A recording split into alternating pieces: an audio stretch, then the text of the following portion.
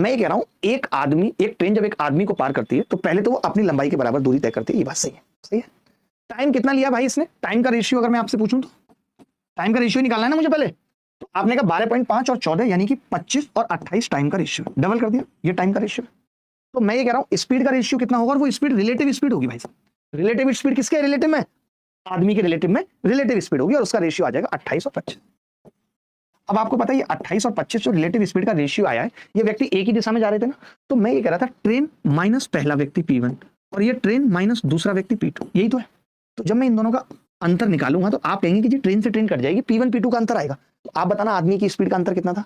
27 और 12.6 का अंतर कितना हो गया? 14.4। यानी मैं ये कह सकता हूँ इस 3 की वैल्यू 14.4 है। तो आप कह सकते हैं कि जी 1 की वैल्यू आ गई 4.8। तो 25 की वैल्यू कितनी हो गई भाई? 25 चौका 100 और 25 अट्ठे 200, 120। यानी ये रिलेटिव स्पीड 120 आ गई। तभी एक बच्चा बोला कि ये रिलेटिव स्पीड है जी ट्रेन माइनस 27 वाला व्यक्ति 120 के बराबर है, तो ट्रेन कितनी है? 147। इससे पता है फायदा क्या है? इससे तुम्हारा दिमाग कभी नहीं थक सकता। तुम